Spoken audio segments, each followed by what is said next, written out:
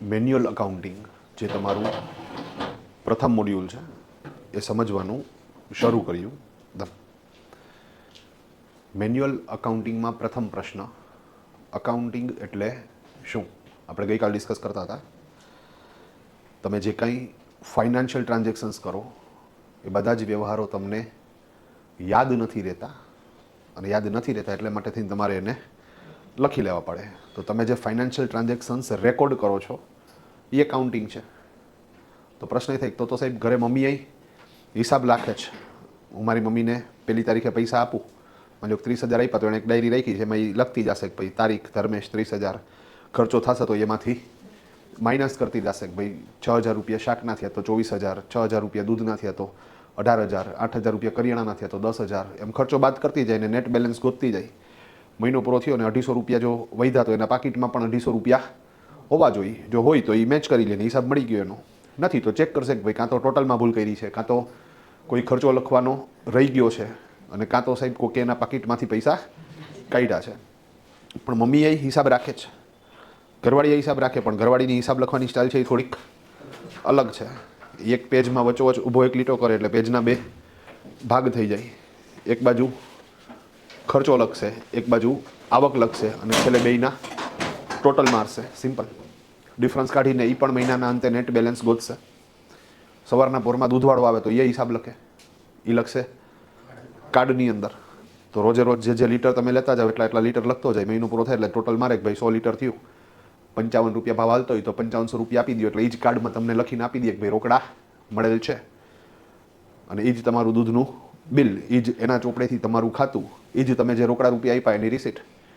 ચાની રેકડીવાળો હિસાબ લખશે, એ લખશે ડાયરીની અંદર. એ જ રીતે પાનની દુકાનવાળો હિસાબ લખશે, એ લખશે સિગરેટના ખોખાની અંદર. તો દરેક વ્યક્તિ હિસાબ લખે છે.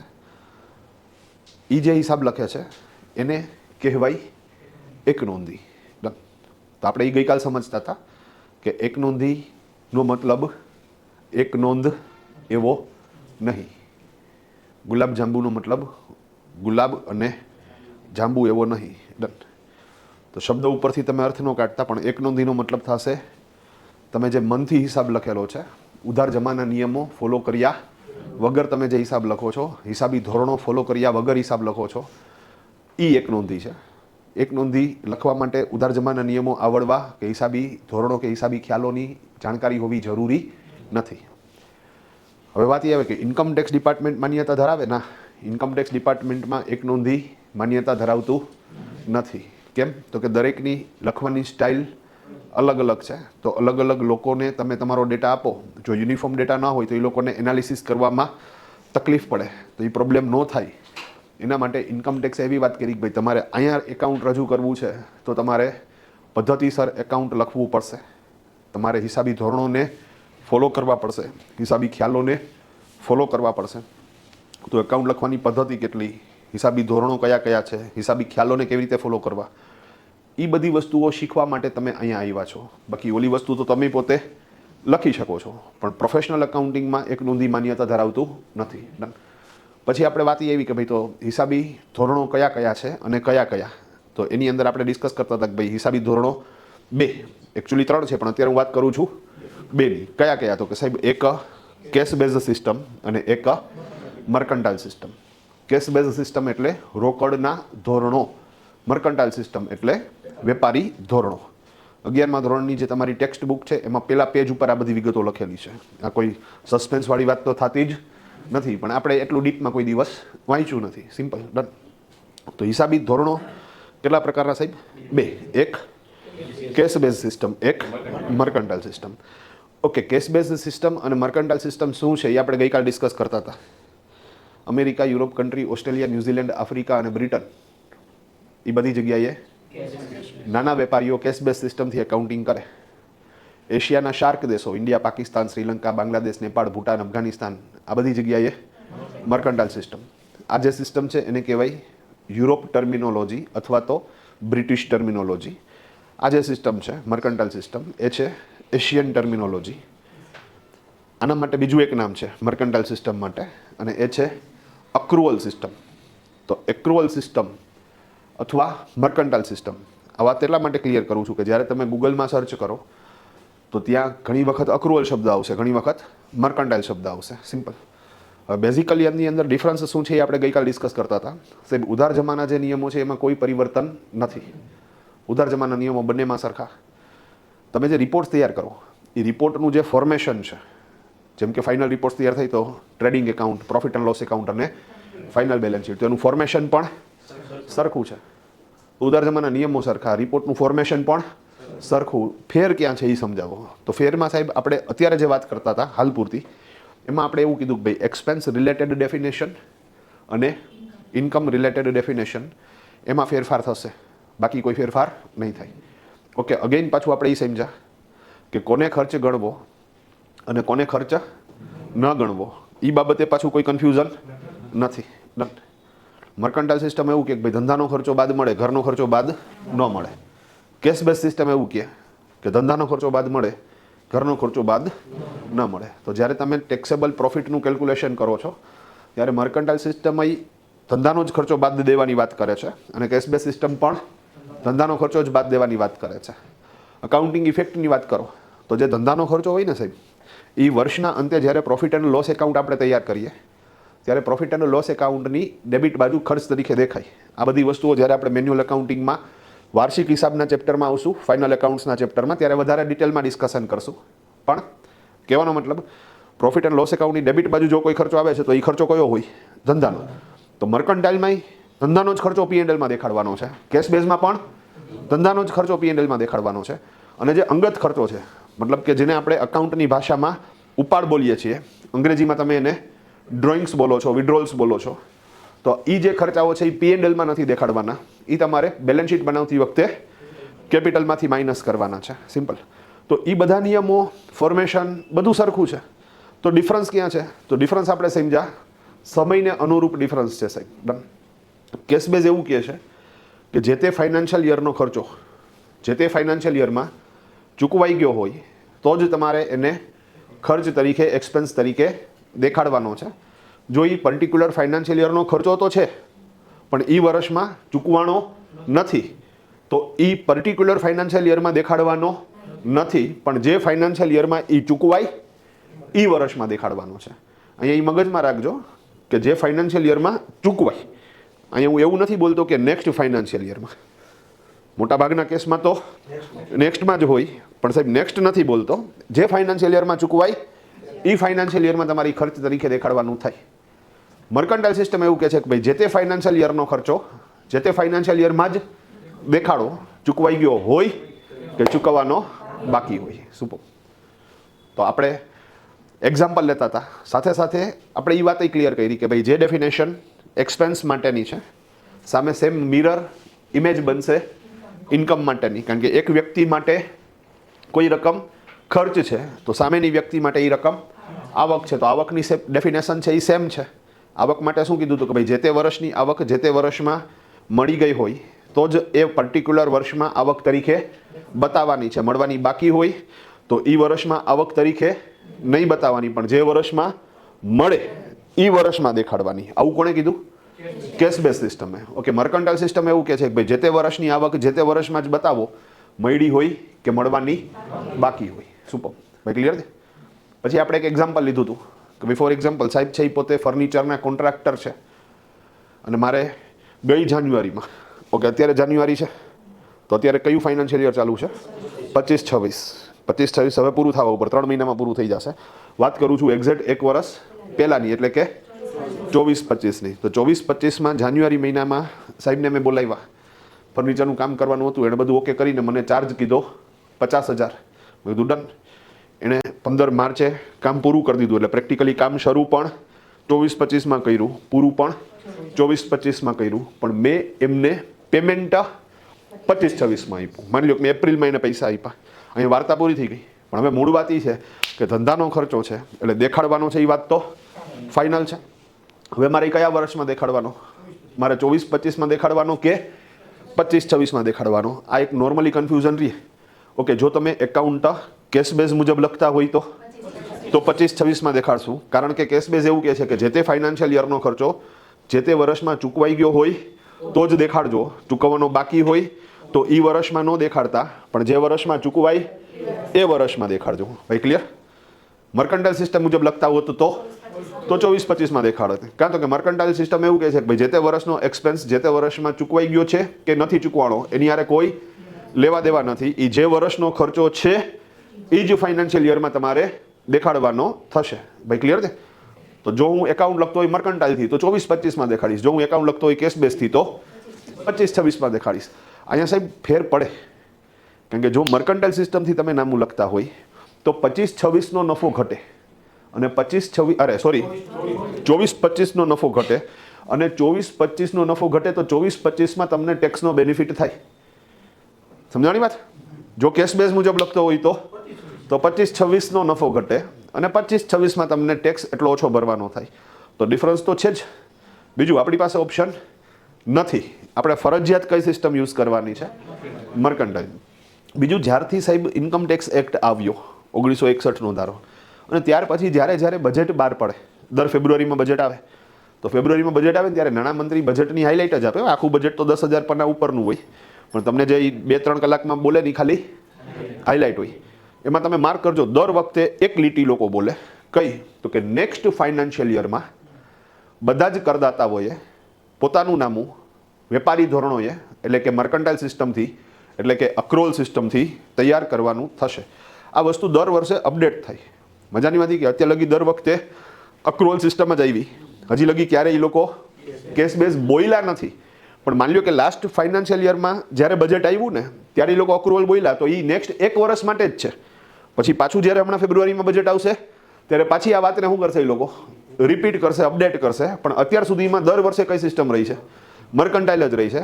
હવે અહીંયા ઘણા બધા દેશોમાં કેશ બેઝ છે, ઇન્ડિયામાં મર્કન્ટાઇલ છે. તો ઘણી વખત શું થાય સાહેબ, અત્યારે હવે FII વધી ગયું, ફોરેન ઇન્વેસ્ટમેન્ટ. તો એવા કેસની અંદર સાહેબ ગવર્મેન્ટની એવી ઈચ્છા છે કે ભાઈ ઇન્ટરનેશનલ અકાઉન્ટિંગ ધોરણો જે રીતે હાલતા હોય એ રીતે જ ઇન્ડિયા પણ ચાલે. એટલે આ લોકો ટ્રાય એવી કરે છે કે હિસાબી ખ્યાલો છે એ પણ ઇન્ટરનેશનલ ધોરણ મુજબ મેચ કરવાનો પ્રયત્ન કરે છે. એ જ રીતે હિસાબી ધોરણો છે તો જેની અંદર આપણે મર્કન્ટાઇલ છે, ત્યાં બધે કેશ બેઝ છે, તો એ પણ મેચ કરવાની ટ્રાય કરે છે. તો પોસિબલ છે કે સાહેબ આગામી વર્ષોની અંદર મર્કન્ટાઇલ નીકળી જશે અને એની બદલે કેશ બેઝ આવશે ભાઈ. ક્લિયર છે આખી વાત? ઇઝી. ઓકે. ધેન આફ્ટર આપણે લાઇટ બિલનું એક્ઝામ્પલ લેતા હતા અને આપણે એ સમજવાનો પ્રયત્ન કરતા હતા કે સાહેબ આજે કાંઈ ડિસ્કશન છે, આ કોઈ અપવાદરૂપ કિસ્સાઓ નથી. દરેક ફર્મને એકાઉન્ટિંગ કરતી વખતે આ સમસ્યા આવશે જ. ડન. લાઇટનું બિલ નોર્મલી બધા વેપારીને આવે. ઓકે. કેટલા મહિને આવે? 2 મહિને આવે. તો આપણું ફાઇનાન્શિયલ યર શરૂ થશે 1 એપ્રિલથી, અને આપણે ગઈકાલે એક્ઝામ્પલ લેતા હતા કે ભાઈ આપણું લાઇટ બિલિંગ સાયકલ પણ 1 એપ્રિલથી જ શરૂ થાય. તો પહેલું બિલ એપ્રિલ મેનું આવશે જૂનમાં ચૂકવી દીધું, જૂન જુલાઈનું ઓગસ્ટમાં ચૂકવી દીધું, ઓગસ્ટ સપ્ટેમ્બરનું ઓક્ટોબરમાં ચૂકવી દીધું, ઓક્ટોબર નવેમ્બરનું ડિસેમ્બરમાં ચૂકવી દીધું, ડિસેમ્બર જાન્યુઆરીનું ફેબ્રુઆરીમાં ચૂકવી દીધું, અને છેલ્લું બિલ ફેબ્રુઆરી માર્ચનું આવશે ક્યારે? એપ્રિલમાં. નેચરલી ચૂકવાશે ક્યારે? એપ્રિલમાં. તો સિચ્યુએશન એવી બની કે વર્ષના ટોટલ બિલ તો 6 છે, પણ આ 5 બિલ આ વર્ષના જ છે, આ વર્ષમાં જ આવી ગયા અને આ વર્ષમાં જ ચૂકવાઈ ગયા. છઠ્ઠું બિલ છે તો આ વર્ષનું, પણ આવ્યું આવતા વર્ષે અને ચૂકવાનું પણ આવતા વર્ષે. હવે માની લો કે બધા બિલ 1,000ના હોય તો આપણે જ્યારે પર્ટિક્યુલર યરનું એકાઉન્ટિંગ કરતા હોય ત્યારે લાઇટ બિલ ખર્ચ તરીકે કેટલા રૂપિયા ખર્ચ તરીકે દેખાડશું? તો કે જો મર્કન્ટાઇલ સિસ્ટમથી એકાઉન્ટ લખતા હોય તો 6,000. ભાઈ 6,000 કેમ? ભાઈ 5,000 જ ચૂકવાના છે. તો ભાઈ 5,000 ચૂકવાઈ ગયા છે, 1,000 ચૂકવવાના બાકી છે, એટલે 6,000. ભાઈ ક્લિયર છે આખી વાત? ડન. ઓકે. કેશ બેઝ મુજબ લખતા હોય તો 5,000. સુપર ભાઈ. કારણ કે એ કંઈક જેટલા ચૂકવાના એટલા દેખાડો ભાઈ. ચૂકવાનું બાકી છે દેખાડવાનું નથી. જે ચૂકવાશે ત્યારે દેખાડશું. આ ગેમ સમજાઈ ગયા આખી? તો એમાં કોઈ વાંધો નથી. ઇઝી. તો ડન. તો આપણે જે મૂળ વાત આવી હતી કેશ બેઝ અને મર્કન્ટાઇલ, તો અહીંયા એક વસ્તુ એ મગજમાં રાખજો. તમે 11મા ધોરણમાં જે કોમર્સવાળા છે એ લોકો અકાઉન્ટિંગ ભણે ને, તો એમાં તમને ખ્યાલ હોય તો એક ચેપ્ટર આવે હવાલા. આવે? યાદ કરો તમારે હવાલો આવતો કયો? બાકી ઉમેરો. યાદ આવે છે? બાકી ઉમેરો. આઉટસ્ટેન્ડિંગ પ્લસ કરો, બાકી ઉમેરો. ડન.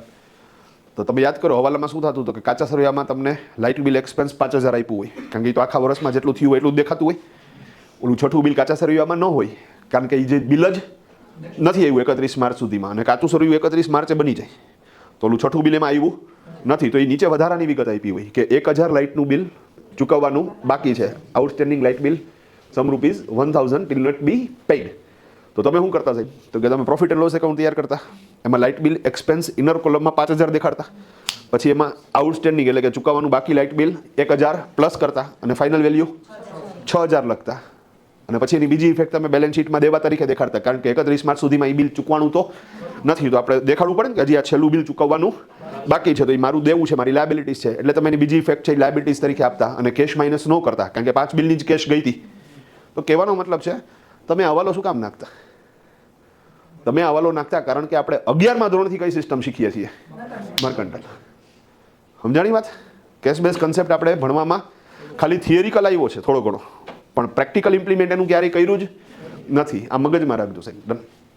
જો મર્કન્ટાઇલ સિસ્ટમ નીકળે અને કેશ બેઝ સિસ્ટમ આવે તો હવાલો નીકળી જાય, હવાલા નીકળી જાય. હા, આઉટસ્ટેન્ડિંગ વાળા બધા હવાલા શું થઈ જાય? હેલું થઈ જાય ને. કેશ બેઝ શું કહે? કેશ બેઝ છે ને સાહેબ, વર્તમાનમાં હાલે છે. હા, એનું એક સૂત્ર છે, કયું? તો કે આજની ઘડી રળિયામણી. હા, સોચના ક્યાં જો ભી હોગા દેખા જાયેગા. હા, ડન. હા, તો ઘણા લોકો પાસ્ટમાં જીવતા હોય, ઘણા લોકો ફ્યુચરમાં જીવતા હોય, વર્તમાનમાં અમુક લોકો જ જીવતા હોય. સિમ્પલ વસ્તુ છે. હા, તમે જો ઘરમાં 3 માણસો હોય, બરાબર, એક પપ્પા હોય, એક મમ્મી હોય ને એક બાળકો હોય. તો પપ્પા ફ્યુચરમાં જીવતા હોય કે ભાઈ ટૂંકમાં મકાન લેશું ને ગાડી લેશું ને છોકરાઓને સરસ રીતે પરણાવશું ને સિમ્પલ ધંધો આટલો વિકસાવવો છે ને આમ કરવું છે ને તેમ કરવું છે ને ફ્યુચરમાં બધાને ફોરેન ટ્રીપમાં લઈ જવા છે ને એ હંમેશા ક્યાં રમતો હોય? ફ્યુચરમાં. માં ક્યાં રમતી હોય? પાસ્ટમાં. હા, ઓલીએ મારી યારે આમ કર્યું હતું, હા, તમારી બેને મારી યારે આમ કર્યું હતું, હા. અરે ભાઈ એ પાસ્ટમાં. વર્તમાનમાં કોણ જીવતા હોય? એ બાળકો જીવે. હા, પપ્પા ઘરે આવે એટલે તરત જ પપ્પા આજે મારા હાટું હું લઈ આવ્યા? હા, આજનું કાલનું ગયું તેલ લેવાય કે અત્યારે હું લઈ આવ્યા? તો કે ચોકલેટ. તો કે લાવો, વાર્તા પૂરી થઈ ગઈ. હા, ડન. તો ઇઝી પ્રોસેસ છે. તો બાળકો થઈ જાવ, બરોબર ને? રેડી. જીવવાનું છે એમાં વર્તમાનમાં. સિમ્પલ વસ્તુ છે. હા, પાસ્ટ ભૂલો, ફ્યુચર ભૂલો, જવા દો. આપણે જે મૂળ વાર્તા, અને એટલે તેમાં મજા આવતી હતી, તમે સમજી ગયા? ઓલું ટેન્શન વધી જાય પછી વાર્તા પૂરી થઈ જાય. તો ઓકે, પણ આપણે જે મૂળ વાત આવતી હતી, હા, કેશ બેઝ સિસ્ટમ છે ને સાહેબ, એ શેમાં રમે છે? એ વર્તમાનમાં રમે છે. ચૂકવાઈ ગયું? હા, આ તો એન્ટ્રી કરી નાખ. ચૂકવાનું બાકી છે? હા, આ તો અત્યારે નથી કરવી, જેથી ચૂકવા છે આ તેથી કરી નાખશું ભાઈ. કન્સેપ્ટ સમજાય છે ને? મેઇન તો હું ગમે ઉદાહરણ આપીશ, કન્સેપ્ટ હાજુ જ આપીશ. હા, તો ઇઝી. પણ ઓકે, આપણે જે મૂળ વાત આવતી હતી, હા, ઇઝી સિસ્ટમ કઈ લાગે છે? Cash base. 100% ઇઝી છે. અને ઓમાં ગવર્મેન્ટ ઈચ્છે છે કે કેશ બેઝ સિસ્ટમ જ આવવી જોઈએ, કારણ કે એને સરળીકરણ કરવું છે. તો પાછો પ્રશ્ન એ થાય કે જો ગવર્મેન્ટ ઈચ્છે છે કેશ બેઝ આવવી જોઈએ, તો પછી અત્યાર લગી કેમ મર્કન્ટાઇલ છે? તો કાંઈક તો કેશ બેઝનો લૂપ હોલ્સ હશે અને મર્કન્ટાઇલનો પ્લસ પોઈન્ટ હશે. સિમ્પલ વસ્તુ છે. ડન. શું છે એ સમજાવવું. ડન. મર્કન્ટાઇલ સિસ્ટમથી તમે એકાઉન્ટિંગ કરો ને તો પર્ટિક્યુલર યરનો એક્ઝેક્ટ સાચો નફો નુકસાન જાણવા મળે. કા? તો કે તમે એ જ વર્ષની આવક કન્સિડર કરો છો, મળી હોય કે મળવાની બાકી હોય, અને એ જ વર્ષના ખર્ચાઓ કન્સિડર કરો છો, ચૂકવાના હોય કે ચૂકવવાના બાકી હોય. તો પ્રેક્ટિકલી તમે જુઓ તો એ એક વર્ષ પૂરતું જ મર્યાદિત રહે. તો નોર્મલી તો બિઝનેસ તમે જે કરો છો એમાં એની લાઈફ તો ઘણી મોટી છે, 10 વર્ષ, 15 વર્ષ, 20 વર્ષ. તો સાહેબ એકચ્યુઅલી તો તમારો સાચો નફો કે નુકસાન કેટલો થયો એ તો ક્યારે ખબર પડે? બિઝનેસ એજ પૂરી થઈ જાય પછી ખબર પડે, એક્ઝેક્ટ જોતું હોય તો. પણ એક વર્ષનો ડેટા જોતો હોય તો એના હાટું થઈને મર્કન્ટાઇલ સિસ્ટમ છે. મર્કન્ટાઇલ સિસ્ટમથી એકાઉન્ટિંગ કરો ને તો જ તમને પર્ટિક્યુલર યરનો સાચો નફો મળે, અધરવાઇઝ તમને પર્ટિક્યુલર યરનો સાચો નફો ના મળે. ભાઈ ગેમ સમજાણી? ઇઝી. ઓકે, આ વાતને હમણાં આગળ રિપીટ કરીશ, પણ આપણે જે એક્ઝામ્પલ લીધું હતું હમણાં એ લીધું હતું એક્સપેન્સ માટેનું. હવે આપણે એક્ઝામ્પલ લઈએ ઇન્કમ માટેનું. ભાઈ ક્લિયર છે? Done. Easy. Okay, for example, ભાઈ છે એ પોતે જોબ કરે છે ઇન્સ્યોરન્સ કંપનીની અંદર અને 10,000 રૂપિયા એનો પગાર છે. આપણે રાઉન્ડ રાખીએ એટલે કેલ્ક્યુલેશન ઇઝી રહે. હવે એમણે 1 એપ્રિલે જોબ જોઈન્ટ કરી અને નેચરલી આપણું ફાઇનાન્શિયલ યર પણ 1 એપ્રિલે જ શરૂ થાય છે. હવે એપ્રિલ મહિનામાં એણે જે કાંઈ કામ કર્યું હશે એનો પગાર એને ક્યારે મળ્યો? મેમાં. ઓકે, મેમાં કામ કર્યું હશે એનો પગાર જૂનમાં, જૂનનો પગાર જુલાઈમાં, ફેબ્રુઆરીનો પગાર માર્ચમાં, અને છેલ્લો મહિનો માર્ચ મહિનાનો પગાર ક્યારે મળ્યો? એપ્રિલમાં. ગેમ સમજાણી ને? હવે આખું વર્ષ પૂરું થઈ ગયું તો કામ તો 12 મહિના કર્યું છે, પણ એના બેંક ખાતામાં 11 મહિનાનો પગાર એટલે કે 1,10,000 રૂપિયા જ જમા થયા છે, હજી 10,000 રૂપિયા આવ્યા નથી. આ ગેમ સમજાઈ ગઈ? હવે માની લો કે સાહેબ મારી પાસે આવ્યા, મને કે ધર્મેશભાઈ આપણે નામું લખી દો. મેં કીધું ઓકે. હવે હું સાહેબનું નામું લખતો હોય તો એવા કેસની અંદર મારે એની આવક તો ચોપડે દેખાડવી પડે ને. તો હું જ્યારે પર્ટિક્યુલર યરનું એકાઉન્ટ લખતો હોય ત્યારે આખા વર્ષની ટોટલ આવક કેટલી દેખાડું? 1,10,000 કે 20,000? ઓકે. હવે જો આપણે એકાઉન્ટ લખીએ મર્કન્ટાઇલ મુજબ તો 1,20,000. કારણ કે મર્કન્ટાઇલ શું કહે કે જે તે વર્ષની આવક જે તે વર્ષમાં મળી ગઈ હોય કે મળવાની બાકી હોય એ જ વર્ષમાં દેખાડવાની. તો 1,10,000 મળી ગયા છે અને 10,000 મળવાના બાકી છે, જે તો આજ વર્ષના. અને એટલા માટે થઈને તમે અગેન ઓલો હવાલો કયો બાકી ઉમેરો. તો તમે શું કરો છો? પ્રોફિટ એન્ડ લોસ એકાઉન્ટની ક્રેડિટ બાજુ ઇનર કોલમમાં શું કરો તો કે ભાઈ સેલેરી ઇન્કમ 1,10,000 અને પ્લસ નીચે લખો મળવાના બાકી 10,000 અને ટોટલ તમે દેખાડો 1,20,000 અને 10,000 હજુ મળ્યા નથી એટલે એની બીજી અસર તમે બેલેન્સ શીટમાં લેણા તરીકે રિસીવેબલ તરીકે દેખાડશો. અગેઇન એ વાર્ષિક હિસાબમાં ઇફેક્ટ કેવી રીતે થાય એ ચર્ચા અત્યારે નથી કરવાની, પણ કહેવાનો મતલબ છે કે સાહેબ આપણે 11માંથી કઈ સિસ્ટમ શીખીએ છીએ? મર્કન્ટાઇલ સિસ્ટમ શીખીએ છીએ અને એટલે આ હવાલો આવે છે. ભાઈ ક્લિયર છે? ઓકે. જો હું સાહેબનું એકાઉન્ટ કેશ બેઝ મુજબ લખતો હોત તો 1,10,000 દેખાડીને ચોપડા ક્લોઝ કરી દેત, વાર્તા પૂરી. ભાઈ ઓકે થઈ જાય? ડન. બીજું આપણે ગઈકાલે એ ક્લિયર કરતા હતા કે કેશ બેઝ મુજબ નામું લખો કે મર્કન્ટાઇલ મુજબ નામું લખો, તમારા નફા બેયમાં અલગ અલગ આવશે. તમે સમજી ગયા? અમારો જે નેટ પ્રોફિટ હોય ને સાહેબ એને અમે ફાઇનલ આન્સર ગણીએ. આપણે એક આન્સર જોઈને ટૂંકમાં તો અમારો નેટ પ્રોફિટ એ અમારો ફાઇનલ આન્સર કહેવાય ઇન શોર્ટ. બરાબર? આમ તો અકાઉન્ટિંગમાં કોઈ ફાઇનલ આન્સર જેવું નથી હોતું, કારણ કે અલગ અલગ રિપોર્ટ અલગ અલગ વસ્તુઓ તમને સમજાવે, ડિસ્ક્રાઇબ કરે. સ્ટોક પત્રક અલગ વાત કરતું હોય, બેલેન્સ શીટ અલગ વાત કરતું હોય, પણ નેટ પ્રોફિટ છે ને એને આપણે અત્યારે માનીએ કે આ ફાઇનલ આન્સર. તો જો તમે કોઈનું નામું દેશીનામા મુજબ લખો કે દ્વિનોંધીનામા મુજબ લખો, આન્સર એક જ આવશે. આ વાત મેં ગઈકાલ કહી દીધી. પણ જો તમે કોઈનું એકાઉન્ટ કેશ બેઝ મુજબ લખશો તો એ આન્સર અલગ આવશે અને મર્કન્ટાઇલ મુજબ લખશો તો એ આન્સર અલગ આવશે. અને એ હું હવે તમને સાબિત કરી દઉં. ઓકે. સાહેબનું આપણે નામું લખ્યું, માની લો કે કેશ બેઝ મુજબ, તો આવક કેટલી દેખાડશું? 1,10,000. અને 2 મિનિટ માટે આપણે એવું માની લઈએ કે ઓલી જે લાઇટ બિલનું એક્સપેન્સ હતું ને એનું જ છે અને એ પાછું એને બાદય મળે છે. આ સમજવા માટે. બાકી ખરેખર સેલેરાઇડ એમ્પ્લોયીને કોઈ ખર્ચો બાદ નથી મળતો. આ તો ખાલી એક આપણે અન્ડરસ્ટેન્ડિંગ માટે. એ તમને બાદ મળે એવું માની લીધું. 1,10,000ની આવક અને ખર્ચો 5,000નો, તો નેટ પ્રોફિટ 1,05,000. સુપર. ભાઈ સમજી ગયા? 1,10,000ની આવક એમાંથી 5,000નો ખર્ચો માઇનસ કરો તો નેટ પ્રોફિટ કેટલો થયો? 1,05,000 કેશ બેઝ મુજબ. ઓકે. હવે મર્કન્ટાઇલ મુજબ વાત કરો તો આ તો મર્કન્ટાઇલ મુજબ આવક હતી 1,20,000, એમાંથી એનો ખર્ચો બાદ કરો 6,000, તો નેટ પ્રોફિટ થશે 1,14,000.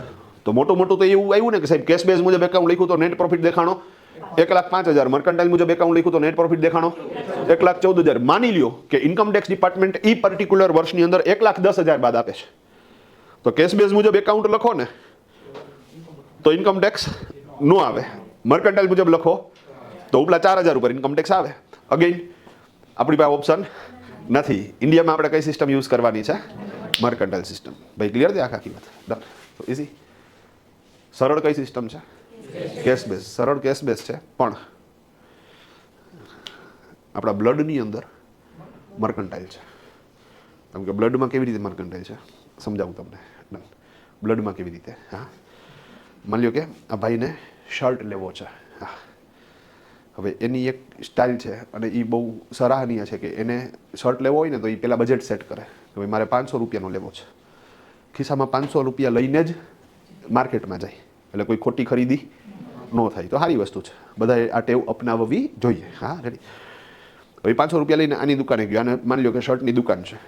હવે અહીંયા જઈને એણે કીધું કે ભાઈ મોટા શર્ટ, તો એને દેખાડ્યા ઘણા બધા શર્ટ, એમાં એક આને ગમી ગયો અને મિત્ર છે, બે સાથે અહીંયા આવે છે. સિમ્પલ. ડન. ના કર નાખી. ડન. હા, રેડી. બે સાથે આવતા હોય તો કે મોટા આ શર્ટ સરસ છે, તો કે તને સરસ લાગશે ને અત્યારની નવી ફેશનનો છે ને કેટલા રૂપિયા? તો કે 700. હવે આ હલવાડો કાં તો કે એના ખિસ્સામાં તો 500 જ છે. એટલે ઓલાને કીધું કે મોટા હું તો 500 લઈને જ આવ્યો છું, કે જો ગમતો હોય તો લઈ લે 200 રૂપિયા, પછી કાલ પરમથી ગમે ત્યારે તને બંધ થાય ત્યારે દઈ દેજે, ક્લાસે ભેગા થાય ત્યારે. જોઈશી તો લઈ જાય કે ચલો પીસ જ છે તો કે લાવો એ કે હા ડન. આને શું કરી નાખ્યું છે, લઈ લીધો. હવે સાંભળજો નિરાતે ડન. હવે એણે શર્ટ કેટલામાં લીધો? અત્યારે 500 દીધા ને 200 રૂપિયા એને બાકી રાખ્યા ભાઈ. ઓકે, બીજે દિવસે અહીંયા આવ્યો, શર્ટ પહેરીને આવ્યો. હા, મેં જોયું, મેં કીધું મોટા શર્ટ સુપર છે, કેટલાનો લીધો? હલો, તમે કેશ બેસ મર્કન્ટાઇલ બધું ભૂલી જાઓ. મેં એને બહુ નોર્મલી પૂછ્યું કે ભાઈ શર્ટ બહુ સરસ છે, કેટલાનો લીધો? 700 રૂપિયાનો. ભાઈ સમજાણી વાત?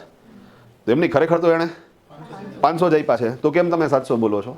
તો કે સાહેબ 500 અપાઈ ગયા છે, બહુ બાકી છે, તો શર્ટ તો 700 નો જ થયો ને. તો જ્યારે તમે કંઈ પણ બોલશો ને સાહેબ, ત્યારે બાય ડિફોલ્ટ એ મર્કન્ટાઇલ બોલશો. અને દરેક જગ્યાએ એવું થાય, તમે સમજો વસ્તુ આખી આખી. હા, મેં સ્કૂટર લીધું, ઓલા. હા, જબ ભી કોઈ લડકી દેખું મેરા દિલ દીવાના બોલે ઓલે ઓલે. હા, સાંભળ્યું કે નહીં ગીત? હા, એ તો એ જ ધંધો કરે છે, બરાબર. તો રાજકોટમાં પહેલું જ મેં લીધું હતું, બરાબર. તો ત્યાં હજી હું ઘણા ભટકાવ્યા, મેં મને એવું કર્યું હતું એ બધા. હા, મને ફાયડું, પણ ટૂંકમાં ઘણા બધાને નથી ફરતું સાહેબ. અઘરી સિસ્ટમ છે સર્વિસમાં. બચાડાઓને 3-3 મહિના શું થાય છે, વેઇટિંગ આવે છે. તો ઓકે ભાઈ, એટલે અહીંયા એ વસ્તુ સમજવાની છે કે પ્રોડક્ટ લોન્ચિંગ તમે જેટલું બૂસ્ટ કરો છો, અમે સર્વિસમાં એટલું જ ધ્યાન દેવું પડશે. એક ટાઈમે એમને એવું લાગતું હતું કે આને કોઈ બીટ નહીં કરી શકે. અત્યારે ઓલરેડી 5મા-6ઠ્ઠા નંબર ઉપર શું થઈ ગયું, વયું ગયું. એક ટાઈમે શેરનો ભાવ 150 રૂપિયા થઈ ગયો, તો એ અત્યારે 30-40 રૂપિયા થઈ ગયો. તો બહુ અઘરું જ સાહેબ. પછી વસ્તુ સારી બની છે, ખાલી એક જ જગ્યાએ તકલીફ છે. ક્યાં? તો કે સર્વિસની અંદર. બધા ભોગવે પોતપોતાનું, બરાબર ને ભાઈ? ઇઝી. હા, પણ ઓકે, નવું સ્કૂટર લીધું ને સાહેબ, તો સ્કૂટર હજી અહીં નીચે પાર્ક કરતો હતો ને ત્યાં જ આ ભાઈ આવ્યા સામે. મને કે શું વાત છે, નવું સ્કૂટર લીધું? મેં કીધું હા, હાલે હે કે ઓલાવીને લઈ આવ્યો ને. હે ડન. હા, હું જ મેળો આજે. મેં કીધું હા. મને કેમ નહીં, ઓલા ઇલેક્ટ્રિક સ્કૂટર બધા આવતા, એ તો 20-25ની સ્પીડે હાલતા ને ટૂંકમાં, એમાં ગાડીઓ આવે તો ઉતરી જવું પડતું. એટલે કીધું ના ના, સરસ છે. મેં કીધું, અને ડબલમાંય હાલે હે. હું ઘરવાળી બે જતા હોય. મેં કીધું તો વાંધો આવતો. આ ભલે સ્કૂટર ન દેખાય, પણ ટૂંકમાં અમે જાતા. હા, હાલે હે, અમે જાતા એવું દેખાય. અઘરું હે. તો એ મને કે સ્પીડ, મેં કીધું સ્પીડ સારી આવે, પિકઅપ સરસ છે, સારું છે સ્કૂટર. હા ડન. તો ઇઝી. મને કે કેટલાનું થયું? ઓકે, હવે એને પ્રશ્ન શું પૂછ્યો? કેટલાનું થયું? ડન. હવે મેં કેવી રીતે લીધું છે હું એક્સપ્લેન કરી દઉં સાહેબ. ડન. હવે મેં સાહેબ એમાં 10,000 રૂપિયાનું ડાઉન પેમેન્ટ આપ્યું છે, તમે સમજી ગયા?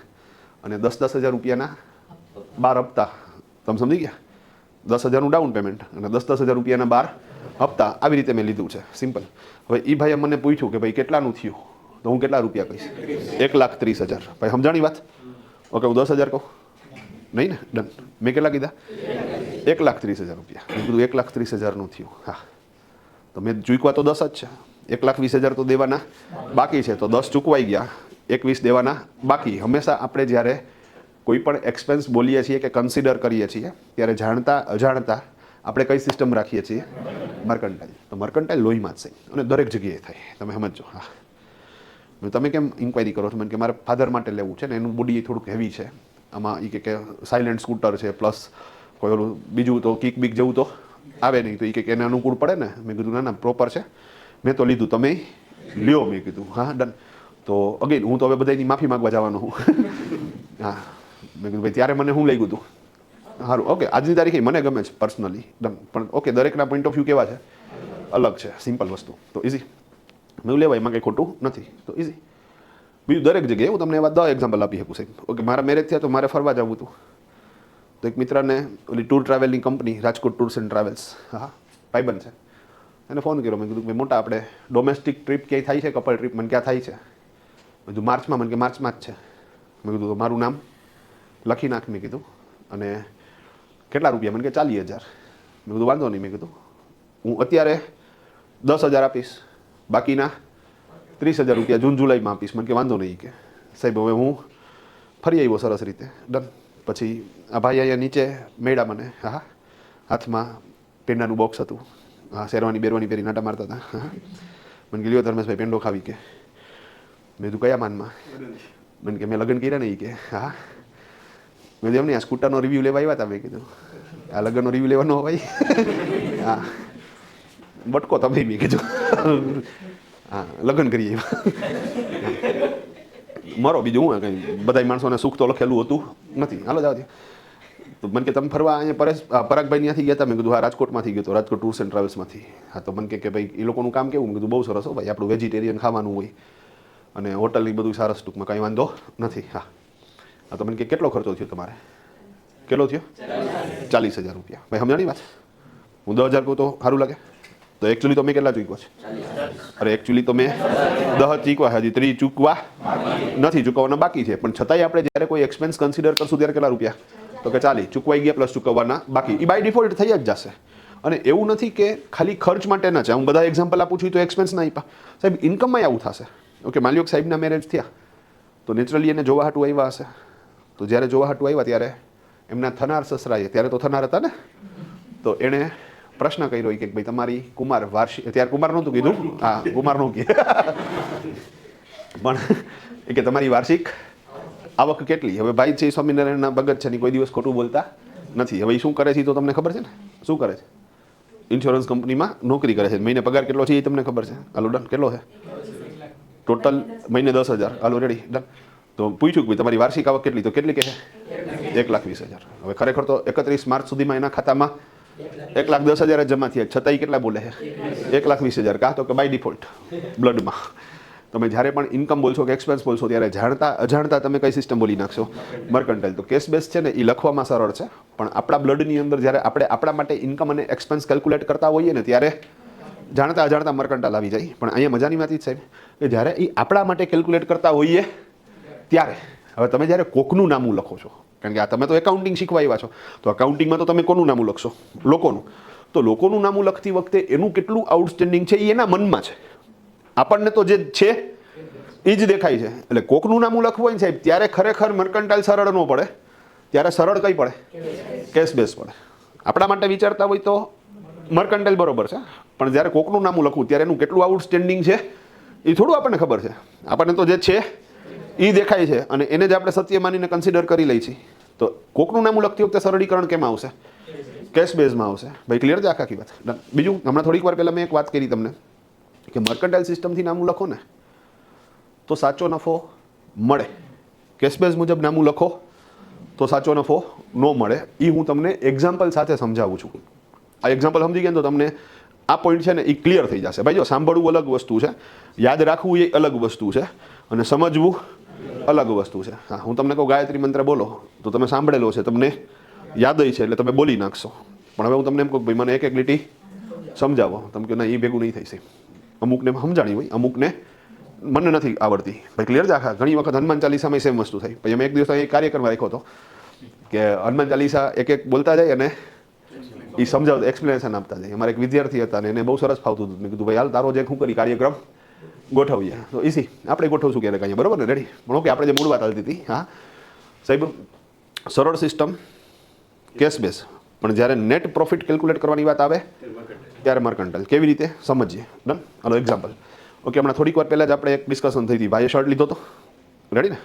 મેં પૂછ્યું હતું કેટલાનો છે. હવે 2 મિનિટ માટે તું મને જવાબ આપીશ ને, જે એ કેશ બેઝ મુજબ આપીશ. ભાઈ બરોબર છે?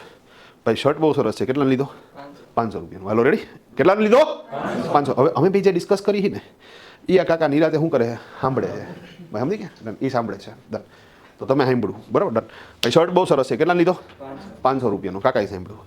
મેં તો યાર મારે છે ને મારા ભાઈ હાટું શું કરવું તો આ શર્ટ લેવો તો યાર. ડન.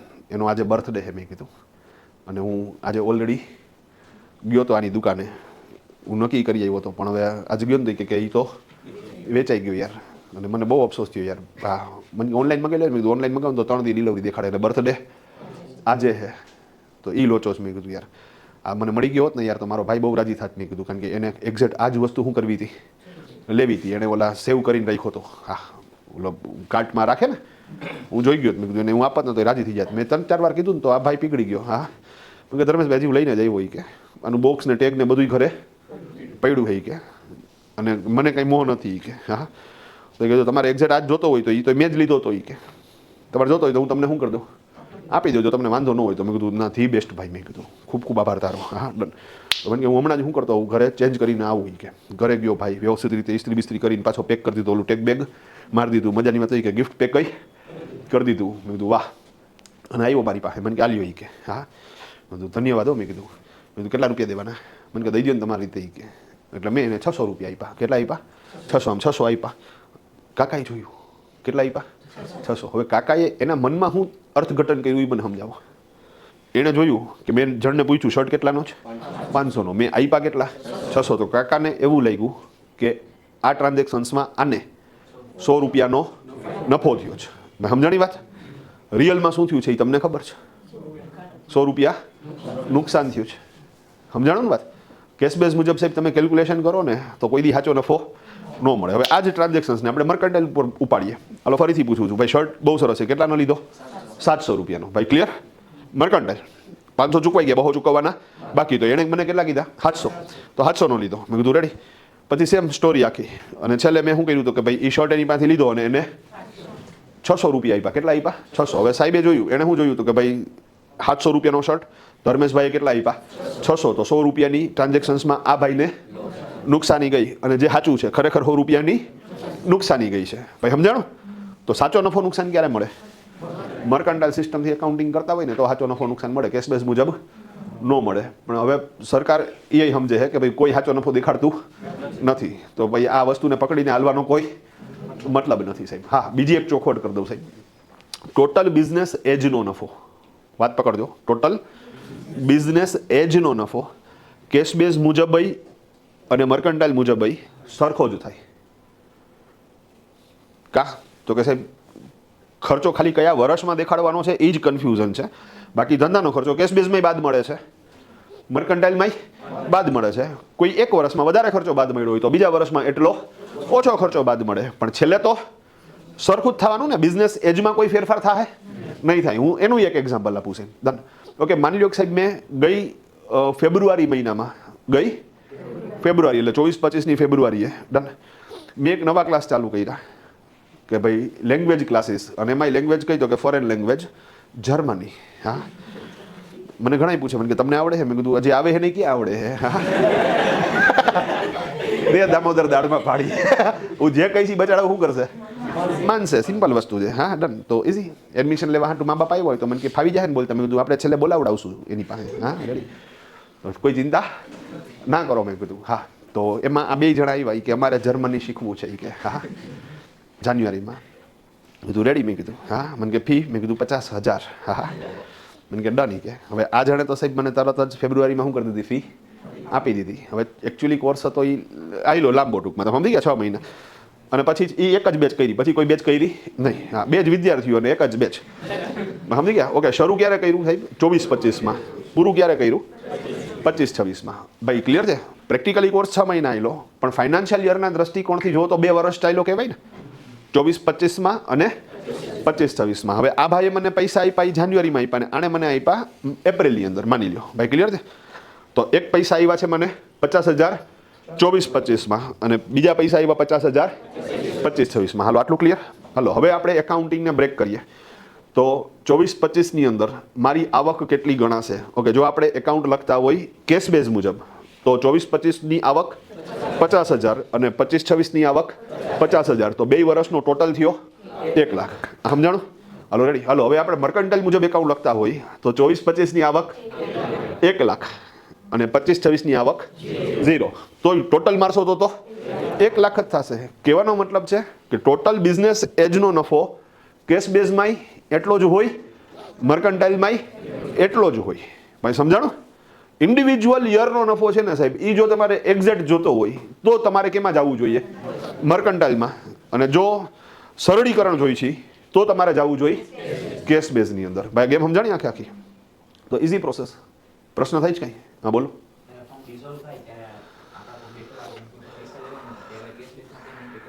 ઓહો રેડી. હાલો ભાઈ ડન.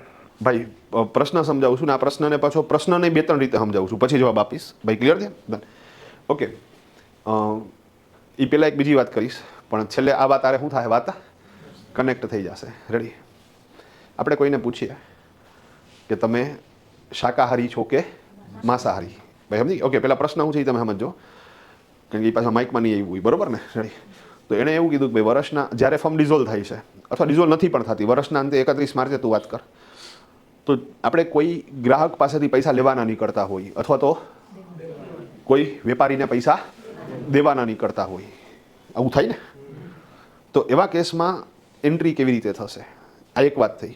એક છોકરાએ મને આ જ પ્રશ્ન થોડોક અલગ રીતે પૂછ્યો હતો. એ સીએનો વિદ્યાર્થી હતો.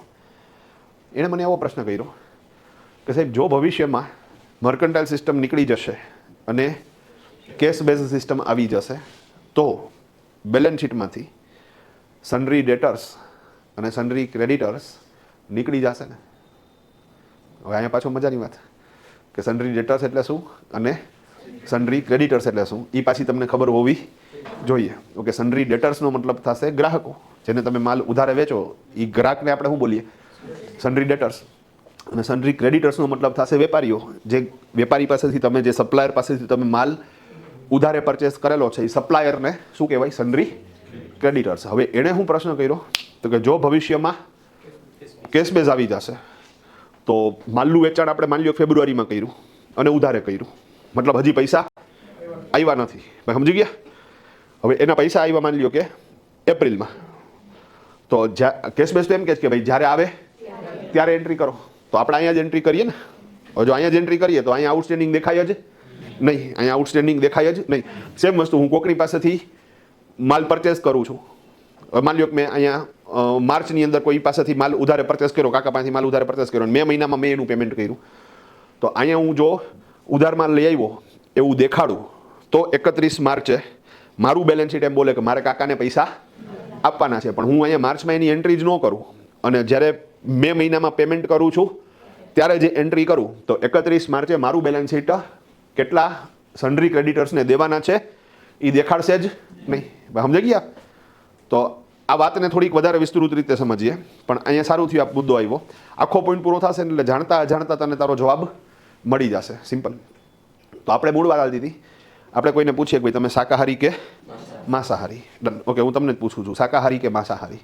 તો કે શાકાહારી સાહેબ. Done done. ઓકે, હવે હું તમને એ પૂછું તમે 100% શાકાહારી છો? હા સાહેબ, 100% શાકાહારી છું. સાહેબ, ક્યારેક તો કંઈક તો ભૂલથી આવી ગયું હોય ને. ફોર એક્ઝામ્પલ, આપણે ઘણી બધી મેડિસિન્સ લેતા હોઈએ અને દવાઓની અંદર ઘણી વખત શું થાય છે? આવી જાય છે. આવું પોસિબલ છે. ઓકે, કોકના બર્થડેમાં ગયા હોય, કેક ખાઈ લીધી અને શક્ય છે કે કેકમાં આવી ગઈ એગ્સવાળી કેક, નથી ખબર આપણને. ક્યારેક શું થઈ ગયું હોય? ભૂલથી ખવાઈ ગયું હોય. ઓકે, બહાર માર્કેટમાંથી તમે સાહેબ તૈયાર ખજૂરની ચટણી લીધી ને ખાધી. હા સાહેબ, એ તો ખાધી છે. હા, તો એનો મતલબ કે તમે શાકાહારી તો નથી, પ્યોર. હા હા ખરેખર અમારે એક મિત્ર જ સાહેબ, એને ખજૂરનું કામકાજ છે. એ અરબ કન્ટ્રીઝમાંથી શું કરે? ખજૂર લઈ આવે. હા ડન. અને 7-8 એના ગોડાઉન્સ છે. અહીંયા ખજૂર હોય ને એ પછી વેચે ટૂંકમાં. પછી બધો માલ પૂરો થઈ જાય, સિઝન પૂરી થઈ જાય સાહેબ, એટલે ઓલો નીચે જે ખજૂર પડ્યો હોય ને, હવે દર વખતે આવતો હોય એની ઉપર આવતો જાય, એટલે ઓલો નીચેનો ખજૂર હાવ કેવો થઈ ગયો હોય? સડી ગયો હોય, એમાં ઈયાળું થઈ ગયું હોય. પછી વેચે નહીં, એ ખજૂર ફેંકી દે. ખજૂર શું કરે? ફેંકી દે. હા, એક પ્રખ્યાત ચટણી બનાવનાર કંપની છે રાજકોટની. હા, બહુ પ્રખ્યાત છે. અને એ શું કરે તો કે આ લોકો પાસેથી ખજૂર ખરીદે. એટલે ખરીદે નહીં, આ લોકો પૈસા તો લેતા જ નથી એને. ડન. પણ એ બાને શું થઈ જાય? એનું ગોડાઉન સાફ થઈ જાય ટૂંકમાં. તો ઓલા ખાલી એટલું કે આ ગોડાઉન શું કરી દે મને ધોઈ ધૂમ સાફ કરી નાખજે ટૂંકમાં. તો કે ઓકે, કે આ ખજૂરના પૈસા તો એ ન જોતા કે ઉપાડી કે. ડન. હા, હવે ઈયળવાળો ખજૂર એ લોકો લઈ ગયા હોય. હવે તમને શું લાગે? બેઠા બેઠા એમાંથી ઈયળું કાઢતા હશે નહીં ને? ડન.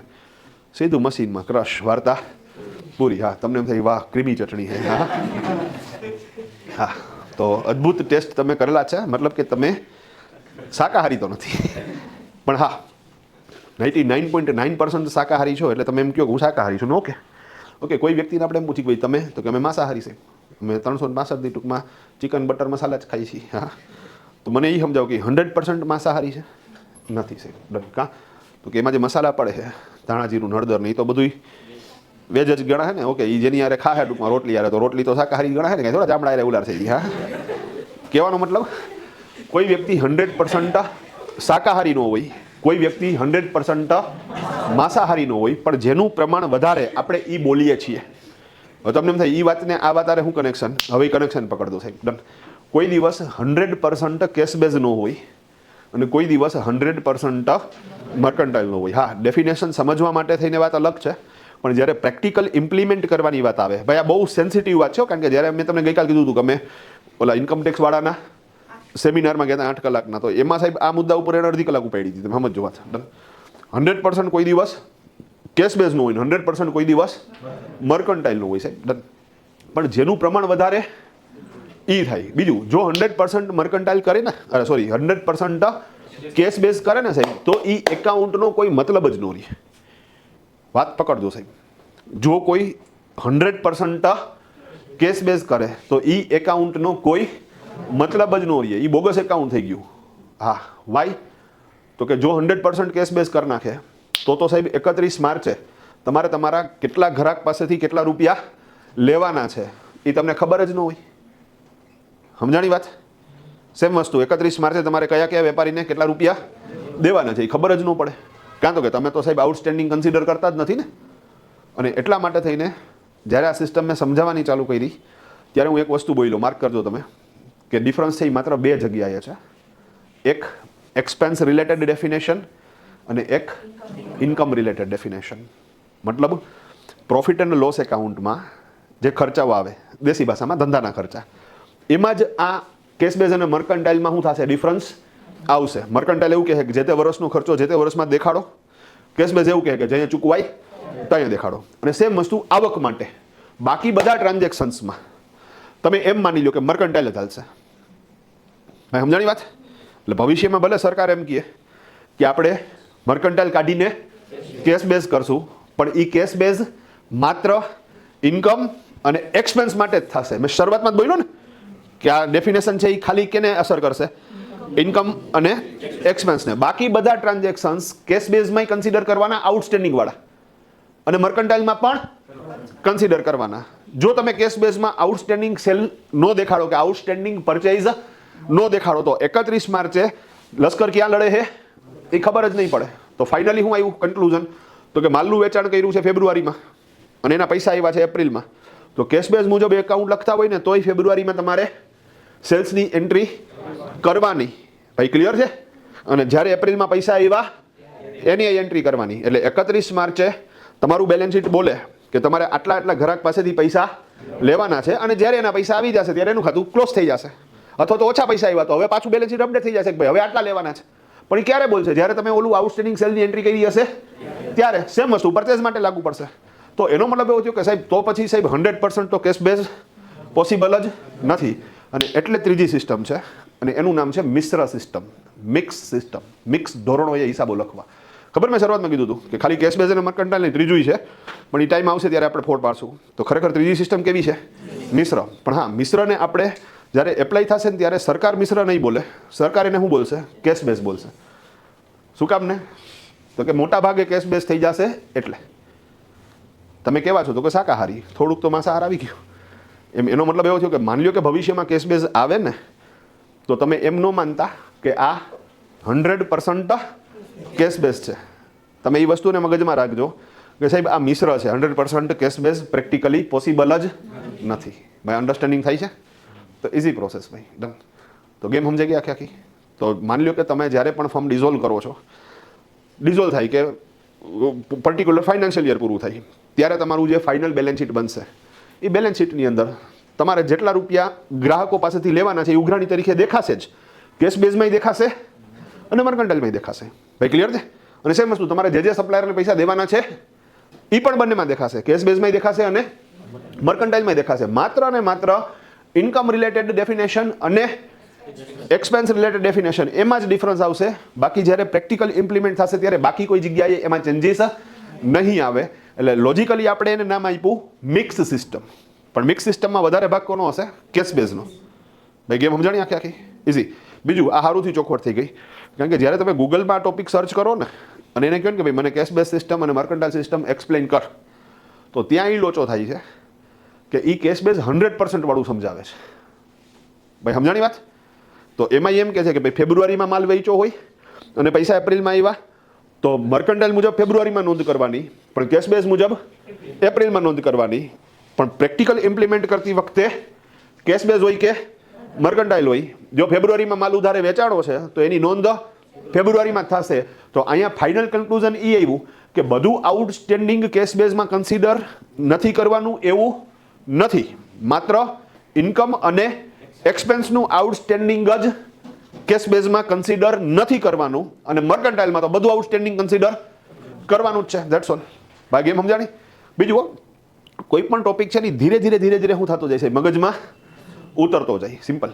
પણ ઘણી વખત જો તમે કોઈ કન્સેપ્ટ પૂર્ણ રીતે સમજ્યા નથી તો પ્રેક્ટિકલ ઇમ્પ્લિમેન્ટ કરતી વખતે કયા લેવલની મુશ્કેલી આવે એનું એક રિયલ એક્ઝામ્પલ તમને હું આવતીકાલ આપીશ. અમારો એક ભાઈબંધ સાહેબ એમાં હલવાણો કેશ બેઝ અને મર્કન્ટાઇલનો કન્સેપ્ટ ખાલી નહોતો ખબર, એ એક બાબતે હલવાઈ ગયો અને એને ઇન્કમ ટેક્સમાં શું તકલીફો થઈ અને એ પ્રોબ્લેમ કેવી રીતે સોર્ટ આઉટ થયો એ આપણે આવતીકાલના સેશનમાં ડિસ્કસ કરશું. તો અત્યારે અટકાવીએ તકલીફ.